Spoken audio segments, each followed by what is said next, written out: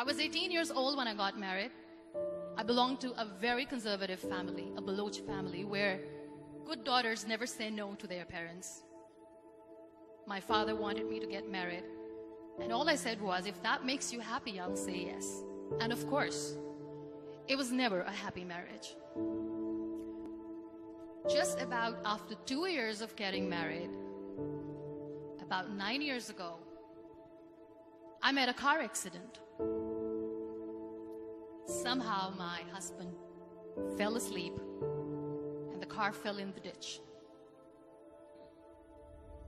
He managed to jump out, saved himself. I'm happy for him. But I stayed inside the car and I sustained a lot of injuries. The list is a bit long.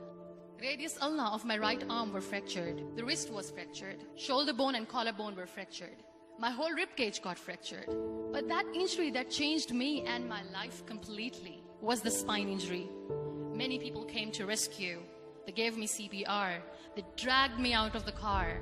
And while they were dragging me out, I got the complete transection of my spinal cord. Those 2.5 months in the hospital were dreadful. I was at the verge of despair. One day, doctor came to me and he said, well, I heard that you wanted to be an artist, but you ended up being a housewife. I have a bad news for you. You won't be able to paint again. Next day, doctor came to me and said, your spine injury is so bad, you won't be able to walk again. I took a deep breath and I said, it's all right. Next day, doctor came to me and said, because of your spine injury and the fixation that you have in your back, you won't be able to give birth to a child again. That day, I was devastated. I started to question my existence. Why am I even alive? So what kept me going was, one day I asked my brothers, I know I have a deformed hand, but I'm tired of looking at these white walls in the hospital and wearing these white scrubs. Bring me some colors, bring me some small canvas. I want to paint. So the very first painting I made was on my deathbed, where I painted for the very first time. What an amazing therapy it was. Without uttering a single word, I could paint my heart out. I could share my story. People used to come and say, what lovely painting. So much color. Nobody could see the grief in it. Only I could. And that day I decided that I'm going to live life for myself.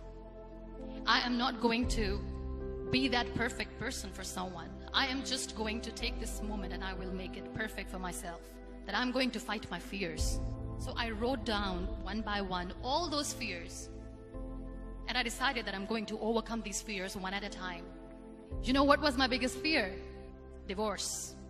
But the day I decided that this is nothing but my fear, I liberated myself by setting him free. And I made myself emotionally so strong that the day I got the news that he's getting married, I sent him a text that I'm so happy for you and I wish you all the best. And he knows that I pray for him today. Number 2 was, I won't be able to be a mother again. And that was quite devastating for me. But then I realized there are so many children in the world, all they want is acceptance. So there is no point of crying, just go and adopt one. And that's what I did.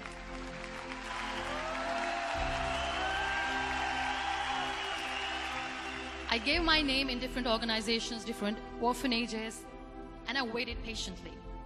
2 years later, I got this call from a very small city in Pakistan. I got a call and they said, are you Muniba Mazari? There is a baby boy and would you like to adopt?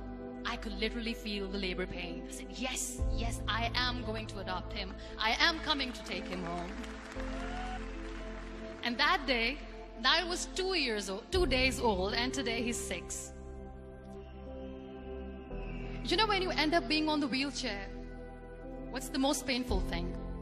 People think that they will not be accepted by the people because we, in the world of perfect people, are imperfects.